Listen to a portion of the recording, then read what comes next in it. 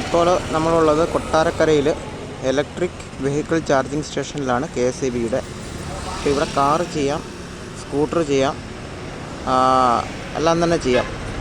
App KE മാപ്പ് എന്നൊരു application ഉണ്ട്. അത് ഇൻസ്റ്റാൾ ചെയ്ത ശേഷം മിനിമം 100 രൂപ റീചാർജ് ചെയ്യണമെന്ന് എനിക്ക് തോന്നുന്നു. നമുക്ക് ചാർജ് ചെയ്യാൻ പറ്റും. അപ്പോൾ ഇതിൻ്റെ പ്രത്യേകത പറഞ്ഞാൽ നമുക്ക് ഇവിടെ ഇരിക്കാനുള്ള സംവിധാനമുണ്ട് പുറത്ത്. അതുപോലെ മഴ പെയ്യുവാണെങ്കിലും വെയിലാണെങ്കിലും പ്രശ്നമില്ല. പിന്നെ മറ്റൊരു കാര്യം എന്ന് പറഞ്ഞാൽ ഇതിൻ്റെ സൈഡിൽ KFC ഉണ്ട് ഫുഡ് കഴിക്കാനാണെങ്കിലും. പിന്നെ കുറച്ച് അപ്പുറത്തോട്ട് മാറി ഒരു നല്ലൊരു ബേക്ക് ബേ ബേക്കേഴ്സ് ഒരു ഇതുണ്ട്. റെസ്റ്റോറൻറ്റ് വിത്ത് ബേക്കറി ആണെന്ന് തോന്നുന്നു ഉണ്ട്.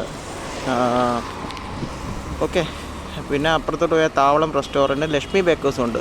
ഇപ്പോൾ കൊട്ടാരക്കര ലക്ഷ്മി ബേക്കേഴ്സ് എല്ലാവർക്കും അറിയാമെന്ന് തോന്നുന്നു. പലയിലെ ആൻസ് പോലെ, അല്ലെങ്കിൽ കോട്ടയത്തെ KR ബേക്കേഴ്സ് പോലെ ഒരു ബേക്കറിയാണ് ലക്ഷ്മി ബേക്കർ, അതുണ്ട്. അപ്പോൾ ഈ സൈഡിൽ ഫാമിലി ആയിട്ട് വന്നാൽ കാറൊക്കെ റീചാർജ് ചെയ്തിട്ട് പോകാം. അതുപോലെ നമ്മൾ ഇത് കോട്ടയത്തിന് പോകുന്ന റൂട്ടാണ്. ഇവിടെ അടുത്ത് തന്നെ ഈ തൊട്ടടുത്ത് ഹൈലാൻഡ് ഹോട്ടൽ റിസോർട്ടുണ്ട്. പിന്നെ അങ്ങോട്ട് മാറിക്കഴിഞ്ഞാൽ ഗണപതി അമ്പലമാണ്. അങ്ങോട്ട് അധികം ഫുഡ് ഉണ്ടെന്ന് വെച്ചാൽ കുറച്ച് മാറണം. എന്നാലും ഹോട്ടൽ ഹൈലാൻഡ് ഉണ്ട് തൊട്ടപ്പുറേ. അപ്പോൾ കഴിക്കാനുള്ളവർക്ക് പ്രശ്നമില്ല. അത് കോട്ടയം റൂട്ടും ഇപ്പുറത്തോട്ടുള്ള ട്രിവാൻഡ്രം റൂട്ടുമാണ്.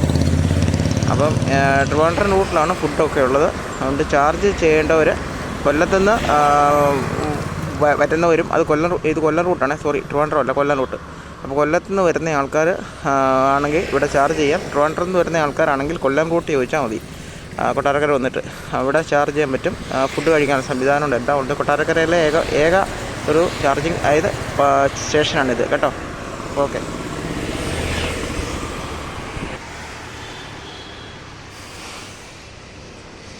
ചാർജിങ് സ്റ്റേഷൻ ഇവിടെ 3 സ്ലോട്ടുണ്ട് സ്കൂട്ടറിന്. Socket A, socket B, socket C. പിന്നെ ചാർജർ ID കൊടുത്തിട്ടുണ്ട്. പിന്നെ ഞാൻ കാണിച്ചുതരാം എന്ത് ആപ്പാണെന്നുള്ളത്.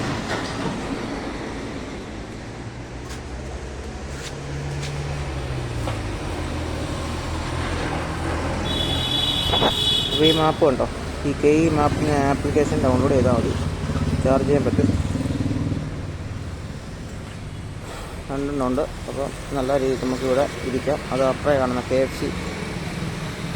പിന്നെ വരുന്നവർക്ക്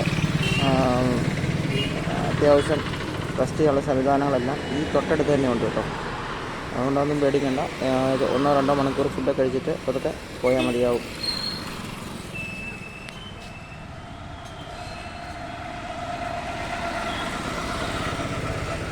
ഇനി എന്തെങ്കിലുമൊക്കെ സംശയമുള്ളവർ കൊട്ടാരക്കര വഴി പോകുന്നവർ, അതായത് കോട്ടയം ടു ട്രിവാൻഡ്രം അല്ലെങ്കിൽ കൊല്ലം തേനി ഹൈവേ ഇതൊക്കെ ടച്ച് ചെയ്ത് പോകുന്നവർ ഇവിടെ എന്തെങ്കിലും സംശയം ഉണ്ടെങ്കിൽ താഴെ ചോദിക്കുക.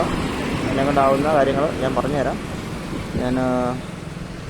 അല്ലെങ്കിൽ എൻ്റെ നമ്പറിൽ കോൺടാക്റ്റ് ചെയ്താൽ മതി. താഴെ ഞാൻ എൻ്റെ നമ്പർ കൊടുത്തേക്കാം. ആ നമ്പറിൽ വാട്സപ്പ് ചെയ്താൽ മതി. ഫോൺ വിളിച്ചാൽ എടുക്കാൻ പറ്റണമെന്നില്ല. കാരണം ഞാൻ പകൽ മുഴുവൻ വർക്ക് ചെയ്യുന്ന ഒരാളാണ്. അപ്പോൾ ഓക്കെ.